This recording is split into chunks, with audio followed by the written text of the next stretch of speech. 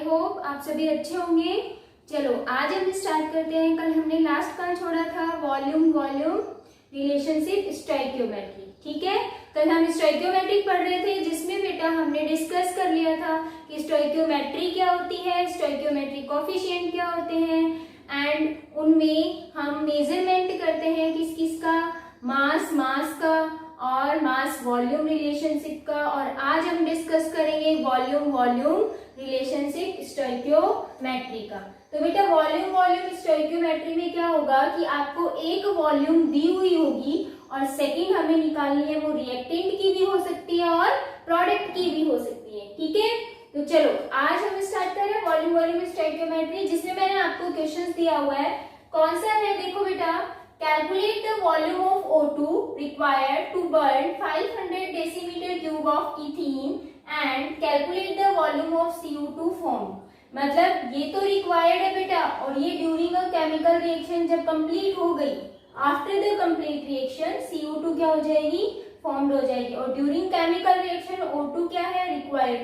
तो हमें इन दोनों की क्या निकालनी है, वॉल्यूम निकालनी है। और हमें वॉल्यूम किसकी दी हुई है बेटा, इथीन की। हमने कहा टू बर्न, इसकी जगह बेटा ये भी आ सकता है कंप्लीट कंबशन ऑफ इथीन। ठीक है, एक ही चीज है। तो इथीन का फॉर्मूला लिखना है सबसे पहले आपको C2H4।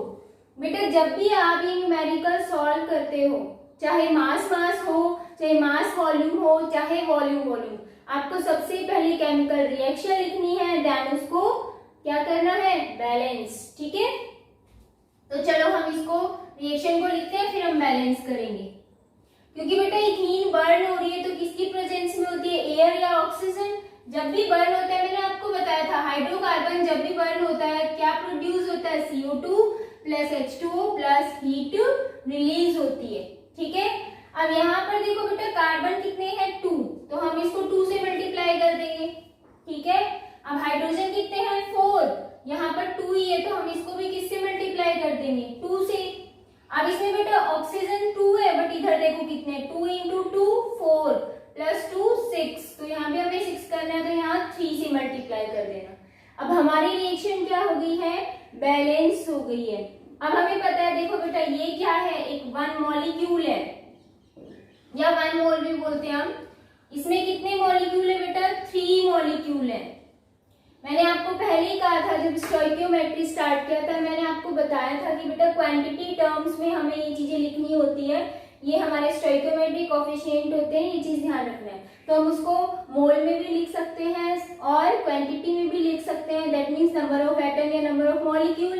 ठीक है, Na में भी रिप्रेजेंट कर सकते हैं एंड मास भी निकाल सकते हैं इसका, एंड वॉल्यूम भी। तो देखो 3 मॉलिक्यूल है, ये कितने मॉलिक्यूल है, 2 मॉलिक्यूल। यहाँ पे कितने मॉलिक्यूल है बेटा, 2 मॉलिक्यूल। अब एक चीज देखो बेटा, जो लॉज आते हैं केमिकल कॉम्बिनेशन के, उसमें एक लॉ आता है बेटा गैसेस के लिए, वो आता है गे-ल्यूशेक लॉ। वो गे-ल्यूशेक लॉ क्या कहता है, वो ये कहता है कि बेटा जो 1 मॉलिक्यूल है या 3 मॉलिक्यूल है, दैट मीन्स जो नंबर ऑफ मॉलिक्यूल्स होते हैं वो किसी भी गैसेस के लिए किस में रिप्रेजेंट किए जाते हैं, उसकी वॉल्यूम में रिप्रेजेंट किए जाते हैं। दैट मीन्स हम ये कह सकते हैं कि यहाँ पर कितनी वॉल्यूम है, 1, यहाँ पर कितनी वॉल्यूम है बेटा, 3, यहाँ पर 2 वॉल्यूम है और यहाँ भी कितनी है, 2 वॉल्यूम। ठीक है, अब देखो 1 वॉल्यूम ऑफ इथीन जब बर्न होता है तो उसको कितनी वॉल्यूम रिक्वायर्ड होती है बेटा, 3। अगर 500 डेसीमीटर क्यूब, हम वॉल्यूम की जो यूनिट होती है हम क्या लिखते हैं, 1 लीटर या फिर 1 डेसीमीटर क्यूब, तो हम इसको लिख सकते हैं 1 डेसीमीटर क्यूब। इसको क्या लिखेंगे, 3 डेसीमीटर क्यूब, इसको 2 डेसीमीटर क्यूब एंड इसको भी क्या लिख सकते हैं, 2 डेसीमीटर क्यूब। ठीक है, अब हमें ये न्यूमेरिकल सॉल्व करना है। न्यूमेरिकल सॉल्व करने के लिए क्या करना है बेटा, बहुत सिंपल सा है कि जो 1 डेसीमीटर क्यूब ऑफ इथीन क्या होती है, बर्न होती है, रिक्वायर्ड कितनी रिक्वायर्ड होगी बेटा, 3 डेसीमीटर क्यूब। तो क्वेश्चन में दिया हुआ है कि जब 500 डेसीमीटर क्यूब बर्न होगा इथीन तो रिक्वायर्ड O2 कितनी होगी? कितनी होगी बेटा? देखो 3 डिवाइडेड बाय 1 कर सकते हैं एंड मल्टीप्लाई बाय 500। तो आपका जो आंसर है वो क्या आ जाएगा? 1500 डेसीमीटर क्यूब। दिस वन आपका आंसर आ गया बेटा। आपसे पूछा है कि O2 कितनी रिक्वायर्ड है, तो बहुत सिंपल है। हमने क्या किया, हमने ये देखा कि यहाँ पर वॉल्यूम कितनी है, यहाँ 1 वॉल्यूम, यहाँ 3 वॉल्यूम, यहाँ 2 वॉल्यूम, यहाँ भी 2 वॉल्यूम है। वॉल्यूम की यूनिट डेसीमीटर क्यूब या लीटर होती है, तो बेटा यहाँ डेसीमीटर क्यूब लिखा हुआ है इसलिए हमने डेसीमीटर क्यूब लिख लिया। अगर यहाँ लीटर आता तो बेटा यहाँ भी आप लीटर में मेंशन करते। तो 1 डेसीमीटर क्यूब ऑफ इथीन जब बर्न होती है तो उसके लिए रिक्वायर्ड ऑक्सीजन कितनी होती है? यहाँ देखो बैलेंस करनी बेटा आनी चाहिए। अगर बैलेंस आपने किए तो ये चीज आपको सही मिलेगी। अगर यहाँ गड़बड़ कर दी आपने तो बेटा आंसर भी आपका रॉन्ग आ जाएगा। ये चीज ध्यान रखनी है आपको। तो ये आपका आंसर आ गया कि 500 डेसीमीटर क्यूब जो इथीन है वो बर्न होगी तो उसके लिए ऑक्सीजन रिक्वायर्ड कितनी होगी? 1500 डेसीमीटर क्यूब। सेकेंड हमारा क्वेश्चन क्या है? Calculate the volume of CO2 form. CO2 कितनी बन रही है? देखो बेटा जब 1 डेसीमीटर क्यूब इथीन बर्न हो रही है तो CO2 कितनी बन रही है बेटा? 2 डेसीमीटर क्यूब। और जब 500 डेसीमीटर क्यूब बर्न होगा तो कितना बनेगा? बहुत सिंपल है, सेम यही मेथड अप्लाई करना है। हमें ये लिखना है कि जब बर्न होती है तो फॉर्म्ड होगा। यहाँ पर आपको सिर्फ थोड़ा सा चेंजमेंट करना है। क्या कि बर्न हो रहा है तो फॉर्म्ड हो रही है क्या? अमोनिया। कितनी हो रही है बेटा? अमोनिया नहीं, CO2 2 decimetre cube of CO2 formed हो रही है। ठीक है, तो 500 डेसीमीटर क्यूब जब बर्न होगी तो क्या आएगा बेटा? 2 डिवाइडेड बाय 1 इंटू 500। तो बेटा ये 1 जब भी आए ना तो इसको यहाँ मेंशन करने की जरूरत नहीं है, क्यों? क्योंकि 2 डिवाइडेड बाय 1 होता क्या है? 2 ही होता है। ठीक है, ये चीज ध्यान रखना, यहाँ 1 मेंशन करने की जरूरत नहीं है आपको। आप डायरेक्ट कैसे लिख सकते हो? ये हटा दिया, 2 डिवाइडेड बाय क्या होता है? 2 इंटू 500 कर देना, आपका आंसर क्या आ जाएगा? 1000 डेसीमीटर क्यूब। आपका ये आंसर आ गया है बेटा। ठीक है, इसमें हम ये देख रहे हैं ना कि CO2 कितनी फॉर्म्ड हो रही है, तो हमने बता दिया CO2 इतनी फॉर्म्ड हो रही है। O2 कितनी रिक्वायर्ड थी बर्न करने के लिए इथीन को? 1500 डेसीमीटर क्यूब। तो ये है बेटा वॉल्यूम स्टोइकियोमेट्री। आपका स्टोइकियोमेट्री जो टॉपिक है वो कंप्लीट हो चुका है। अब हम स्टार्ट करेंगे last topic of this unit, limiting reagent. बहुत ही इजी है बेटा, एक बार अच्छे से समझ लोगे, इसके न्यूमेरिकल भी बहुत इजी आते हैं, आप बहुत जल्दी से सॉल्व कर दोगे इनको।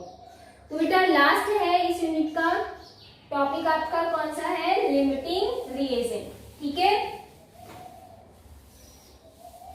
आई होप सभी ने नोट डाउन कर लिया होगा, सभी ने। नेक्स्ट जो आपका टॉपिक है बेटा लिमिटिंग रिएजेंट, उसमें कुछ पॉइंट्स है वो मैं आपको एक्सप्लेन करूंगी क्या क्या है। सबसे पहले तो आपको पता होना चाहिए कि जो लिमिटिंग रिएजेंट है वो है क्या। सबसे पहले तो देखो बेटा, एक केमिकल रिएक्शन जब होती है तो उसमें होता क्या है? एक जो रिएक्टेंट्स होते हैं, एक भी हो सकता है, 2 भी हो सकते हैं। ठीक है, वो क्या कर रहे हैं? रिएक्ट करके, 2 रिएक्टेंट रिएक्ट करके क्या बना रहे हैं? प्रोडक्ट बना रहे हैं। मैंने आपको कहा suppose A plus B is equal to क्या है? C। अब हम इस रिएक्शन को बैलेंस करने के लिए क्या यूज करते हैं? इंटीग्रल यूज करते हैं, जिनको हम स्टोइकियोमेट्री कोफिशिएंट बोलते हैं। ठीक है, अब यहाँ पर 2 रिएक्टेंट है। अब इसमें से आपको पता कौन सा चलेगा कि कौन सा रिएक्टेंट प्रोडक्ट बना रहा है, या हम ये कौन सा रिएक्टेंट जो है वो लिमिटिंग रिएजेंट है। तो लिमिटिंग रिएजेंट को समझने के लिए बेटा मैं आपको एक एग्जांपल देती हूँ। क्या, अभी गर्मी का टाइम चल रहा है तो सब लोग नींबू पानी तो पीते ही होंगे, और नींबू पानी बनाने के लिए आपको शुगर भी चाहिए, सॉल्ट भी चाहिए, वाटर भी चाहिए, और क्या चाहिए? नींबू चाहिए। तो मेन जो चीज है वो क्या है बेटा? नींबू है। नींबू ही है ना। हमने कहा कि आपने नींबू लिया है कितना? 1। ठीक है, और जो आपके पास शुगर रखी है वो है बेटा 4 टेबल स्पून। 4 टेबल पास शुगर है, ठीक है। सॉल्ट और वाटर तो आपको लेना ही है। मेन क्वांटिटी देखनी है आपको कि जो नींबू है वो आपके पास एक ही है, तो बेटा आपके पास जो नींबू पानी बनेगा वो कितना बन सकता है, कितना बनेगा, 1 ग्लास, 1 ग्लास ही बनेगा ना, क्योंकि एक नींबू में बेटा कितनी शुगर चाहिए होती है, 2 टेबल स्पून शुगर चाहिए होती है, प्लस कर दो 2 टेबल स्पून शुगर, तो आपके पास क्या बन गया, 1 ग्लास वाटर ऑफ नींबू, या फिर हम कहें नींबू वाटर, ठीक है। तो ये आपके पास ग्लास वाटर जो आया है वो क्या आया है, नींबू पानी बन चुका है, या हम कहें लेमन वाटर जिसको हम बोलते हैं। तो देखो बेटा यहाँ पर आपके पास क्या है, लेमन जो है, नींबू जो है वो क्या है 1, और शुगर कितनी थी 4, जिसमें से आपके यूज कितनी आई 2, दैट मीन्स 2 टेबल स्पून क्या रह गई, लेफ्ट रह गई। तो हम ये कह रहे हैं कि जो नींबू था वो पूरा का पूरा यूज में आ गया, किसमें, नींबू पानी बनाने में, और नींबू पानी बनाने में पूरा का पूरा यूज आ गया, कोई भी उसका पार्ट रहा नहीं, बचा नहीं, दैट मीन्स वो हमारा क्या है, लिमिटिंग रिएजेंट। इसका मतलब ऐसा रिएक्टेंट जो किसी केमिकल रिएक्शन में कंप्लीटली एग्जॉस्ट हो जाता है, ठीक है, और फर्स्टली एग्जॉस्ट होने के बाद केमिकल रिएक्शन को स्टॉप कर देता है, तो स्टॉप होते ही बेटा दैट मीन्स क्या बन गया, हमारा प्रोडक्ट बन गया है। तो आपको बस इतना सा ध्यान देना है कि जो प्रोडक्ट हमारा बना है वो किसकी वजह से बना है, वो बेटा हमारे लिमिटिंग रिएजेंट की वजह से बना है। तो जब भी प्रोडक्ट की अमाउंट आपसे पूछी जाए तो प्रोडक्ट की अमाउंट हमेशा किस पर डिपेंड करती है, लिमिटिंग रिएजेंट पे। बेटा नींबू नहीं होता तो क्या आपके पास नींबू पानी बन जाता, लेमन वाटर बन जाता, नहीं बनता ना। तो आप क्या करोगे बेटा, आप बस ये देखोगे कि आपके पास जो रिएक्टेंट है उसमें एक ऐसा रिएक्टेंट होगा जो कंप्लीटली रिएक्शन में पार्टिसिपेट कर रहा है, उसका कोई भी लेफ्ट पार्ट नहीं बच रहा है, दैट मीन्स वो हमारा क्या होगा, लिमिटिंग रिएजेंट। और एक रिएक्टेंट ऐसा होगा बेटा जिसका कुछ left part after the complete reaction बच जाता है, उसी को हम क्या बोलते हैं, एक्सेस रिएजेंट। तो हमारे पास जो नींबू था, लेमन था, वो क्या है, लिमिटिंग रिएजेंट। और जो बेटा आपका शुगर है जो कि 2 टेबल स्पून यूज में आया, 2 tablespoon as it is रह गया, दैट मीन्स आप क्या कहोगे, हम ये कहेंगे कि क्या है ये शुगर, एक्सेस रिएजेंट, ठीक है, समझ आ गया सभी को। तो बेटा यहाँ पर लिमिटिंग रिएजेंट को आप डिफाइन कैसे करते हैं, उसकी डेफिनेशन क्या होती है, ये देख लो, the reactant that completely exhausted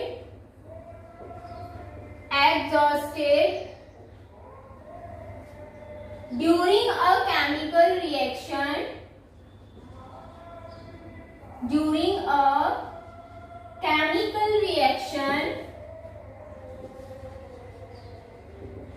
and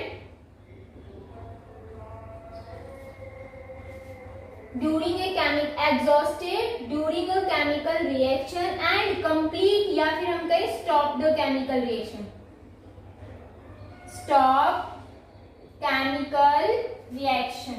तो ये हमारा क्या होगा, लिमिटिंग रिएजेंट। बेटा मैंने कहा था रिएक्टेंट दैट कंप्लीटली एग्जॉस्टेड, तो जब वो एग्जॉस्टेड होगा कंप्लीटली तो बेटा फर्स्टली वो ही एग्जॉस्ट होता है, ये चीज और ध्यान रखनी है आपको, फर्स्टली यही एग्जॉस्ट होगा और स्टॉप कर देगा केमिकल रिएक्शन को, दैट मीन्स हमारा क्या बन गया है, प्रोडक्ट। अब सेकंड जो है वो है बेटा एक्सेस रिएजेंट।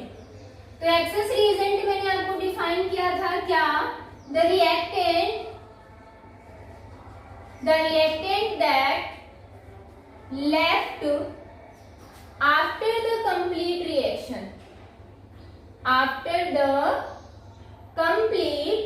reaction, ये हमारा क्या होगा बेटा, एक्सेस रिएजेंट। ठीक है, समझ आ गया सभी को। तो ये लिमिटिंग रिएजेंट था और ये एक्सेस रिएजेंट था। अब बेटा कोई इक्वेशन दी हुई है आपको और आपसे कोई ये पूछता है कि इसमें लिमिटिंग रिएजेंट है या नहीं है, यस और नो में आंसर देना है, या फिर ये पूछ लेते हैं कि लिमिटिंग रिएजेंट कौन सा है, तो हम कैलकुलेट कैसे करेंगे कि कौन सा है।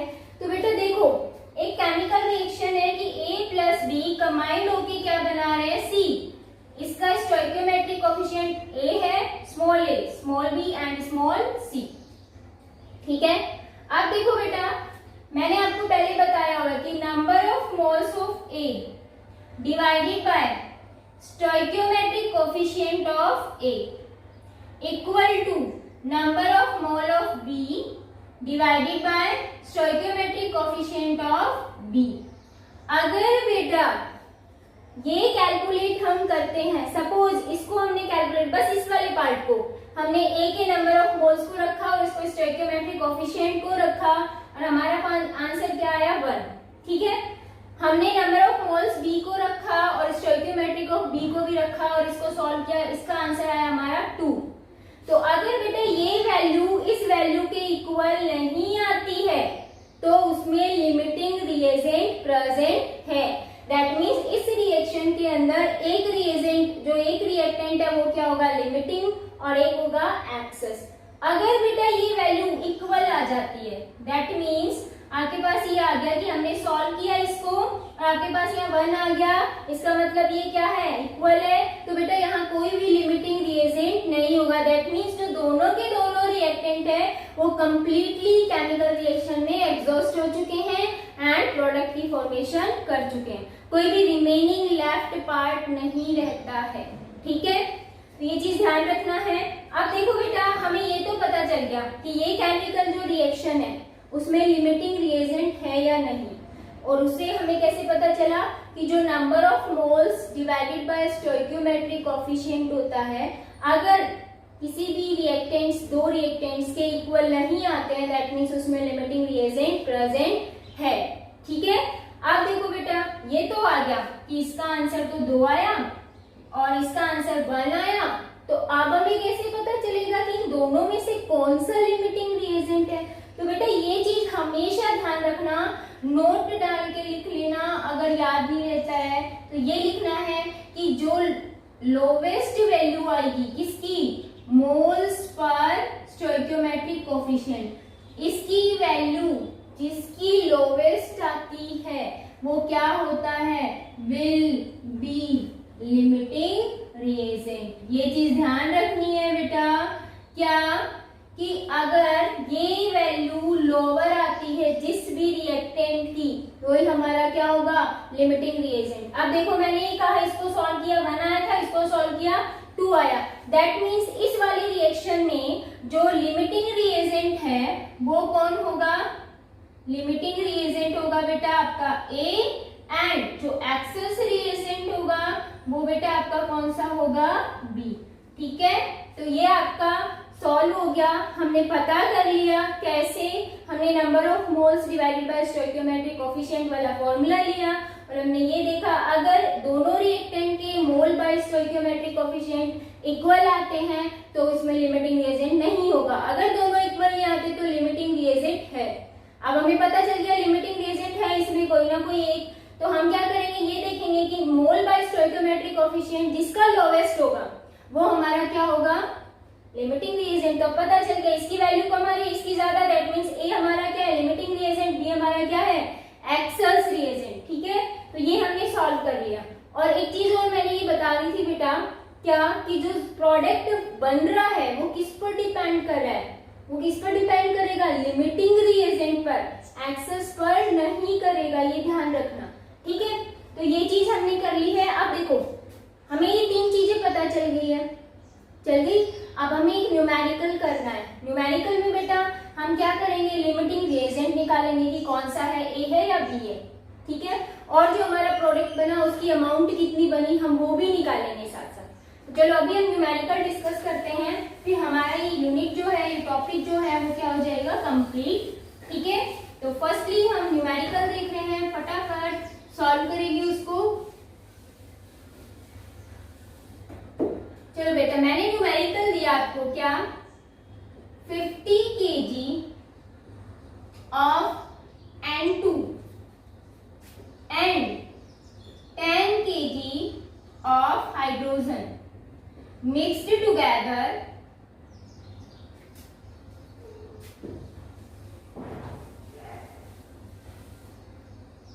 are mixed together form ammonia NH3। ठीक है, इसमें आपको कैलकुलेट क्या करना है, फर्स्ट चीज कैलकुलेट करनी है, फाइंड आउट लिमिटिंग रिएजेंट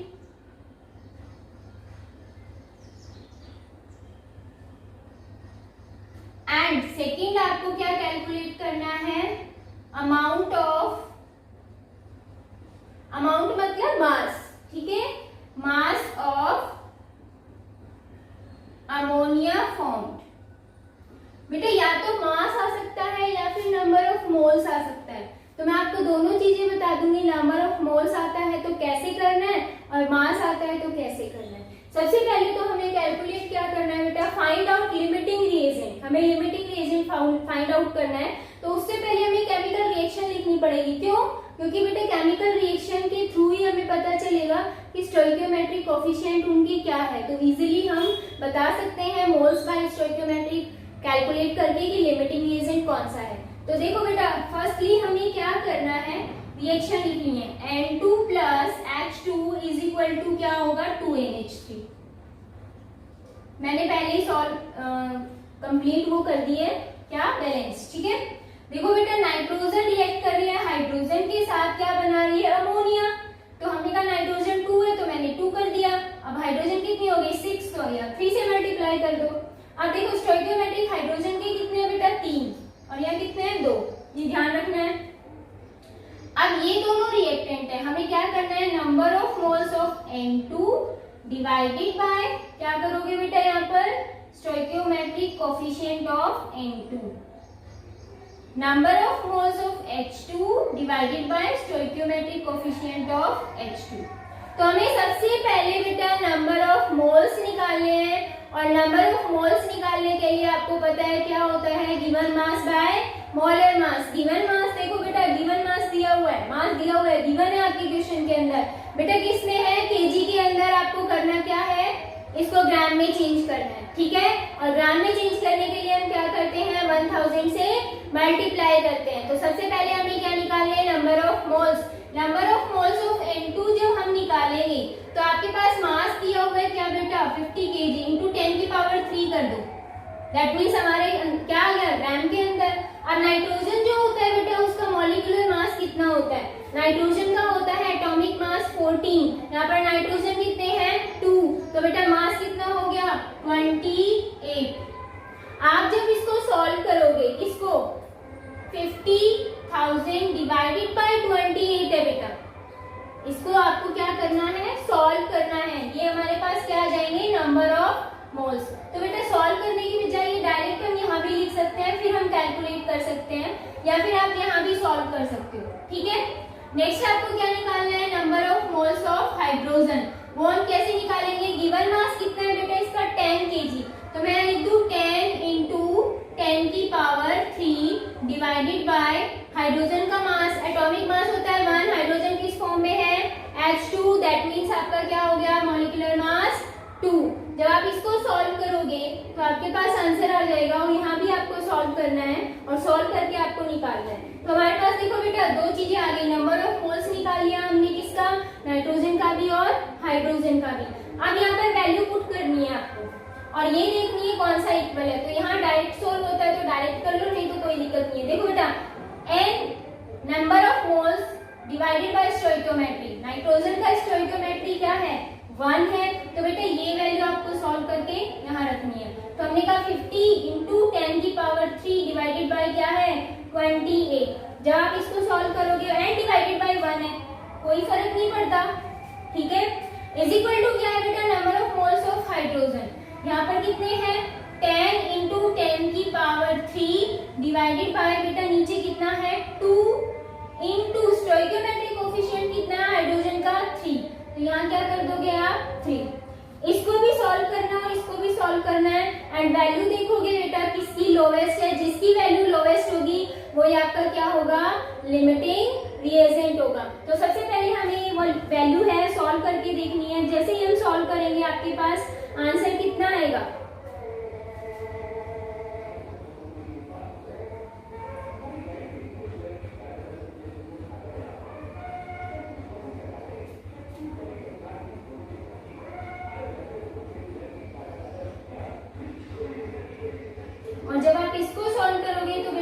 आपका क्या आएगा 66.6 पॉइंट में बेटा इसके भी 5 अराउंड आता है।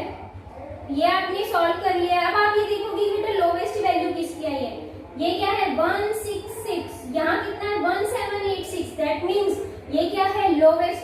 तो फर्स्ट हमारा आंसर आ गया क्या कि जो लिमिटिंग रिएजेंट है वो हमारा क्या है बेटा, लिमिटिंग रिएजेंट हाइड्रोजन। आंसर आ गया। आप देखो सेकेंड हमें क्या निकालना है बेटा, वॉल्यूम या अमाउंट, सॉरी वॉल्यूम नहीं, अमाउंट ऑफ द अमोनिया। और अमोनिया की अमाउंट निकालने के लिए आपको क्या करना पड़ेगा, आपको ये देखना है कि जो प्रोडक्ट बना आपका वो किस पर डिपेंड करता है, लिमिटिंग रिएजेंट पर। और लिमिटिंग रिएजेंट पर आप कैसे निकालोगे, अब बहुत सिंपल है बेटा। यहाँ पर हमने क्या लिया था नाइट्रोजन और यहाँ क्या लिया था हाइड्रोजन, ठीक है। अब हमें क्या निकालिए अमाउंट ऑफ अमोनिया। तो आपको करना क्या है, ये किस पर डिपेंड करेगा, सिर्फ हाइड्रोजन पर, नाइट्रोजन पर डिपेंड नहीं करेगा। तो हमें ये वाला पोर्शन यहाँ से हटा देना है और हमें क्या निकालना है बेटा, हम यहाँ लिख देते हैं ये वैल्यू हमारी कितनी आई थी बेटा, ये एज इट इज यहाँ ऊपर लिख देते हैं 166.6, ठीक है। ये वैल्यू आई थी ना, हमें यहाँ करना है NH3 divided by stoichiometric coefficient of ammonia. बेटा यहाँ नंबर ऑफ मोल्स आपको निकालने हैं सबसे पहले। नंबर ऑफ मोल्स अगर क्वेश्चन में दिया हुआ होता तब भी आपको यही निकालना था, और मास दिया हुआ है तो भी सबसे पहले हमें क्या निकालना है, नंबर ऑफ मोल्स निकालने हैं। और नंबर ऑफ मोल्स निकालने के लिए बहुत सिंपल है, इसकी वैल्यू हमने कैलकुलेट कर ली थी। यहाँ number of moles of ammonia हमें निकालने हैं and divided by stoichiometric coefficient of ammonia कितना है बेटा 2। ये 2 कहाँ चला जाएगा, इधर चला जाएगा। तो हम ये कह सकते हैं NH3 जो number of moles of ammonia है वो आपके पास कितने आएंगे बेटा, कैलकुलेट करो 6666.6 इंटू 2, ठीक है। इसको कैलकुलेट करोगे आप, कैलकुलेट करो जल्दी से, कितना आंसर आया, 2 इंटू 6 कितने होते हैं 12, 3 3 3 एंड 3। ये आपके क्या आ गए, number of moles of ammonia आ गए हैं बेटा। आप देखो अगर क्वेश्चन में नंबर ऑफ मोल्स ही पूछा जाता तो यहाँ तक था, सिर्फ हमें यहीं तक करना था। लेकिन बेटा दिया हुआ क्या है, मास दिया हुआ है, तो हमें मास दिया हुआ नहीं निकालना है मीन्स, तो अमाउंट या मास हमें निकालनी है। तो बहुत सिंपल है, number of moles of ammonia is equal to क्या होता है, मास बाय मोलर मास, ठीक है। आप देखो बेटा नंबर ऑफ मोल्स हमने निकाले कितने, 3333.2 निकालिए, इज इक्वल टू मास हमें बेटा निकालना है divided by molar mass ammonia का कितना होता है बेटा, नाइट्रोजन का होता है कितना 14 प्लस हाइड्रोजन का 1 या 3 है तो कितना आ गया 17। तो यहाँ क्या कर दोगे 17। तो बेटा मास इज इक्वल टू क्या आएगा 33.2 इंटू 17, इसको आपको निकालना है। तो बेटा जो मास आएगा ना वो आपका किस में आएगा, केजी के अंदर, ठीक है। तो सॉरी ग्राम के अंदर, क्योंकि हम ग्राम के अंदर कन्वर्ट कर चुके हैं। बट बेटा यहाँ पर नाइट्रोजन और हाइड्रोजन जो दिया हुआ है वो किसमें दिया हुआ है, केजी के अंदर दिया हुआ है। तो हमें निकालना क्या आंसर, केजी के अंदर। तो केजी के अंदर निकाल लोगे, जो आपका ग्राम में आंसर आया उसको डिवाइड कर देना 1000 से, वो आपका क्या आ जाएगा बेटा, आंसर आ जाएगा। That means amount of ammonia किसमें आ जाएगी, केजी के अंदर। तो आपका जो आंसर है वो कितना आएगा, कैलकुलेट करना और सभी मुझे कमेंट बॉक्स में बताना कि इसका आंसर आपका कितना आया, ठीक है। ग्राम में भी बताओगे और केजी के अंदर भी बताओगे। तो बेटा ये हमारा ओवरऑल जो यूनिट फर्स्ट है वो कंप्लीट हो चुकी है, जिसमें हमने सारे टॉपिक डिस्कस कर लिए हैं। कल हम बेटा यूनिट सेकेंड स्टार्ट करेंगे। मिलते हैं कल एक नई यूनिट के साथ। ओके बेटा, बाय, टेक केयर।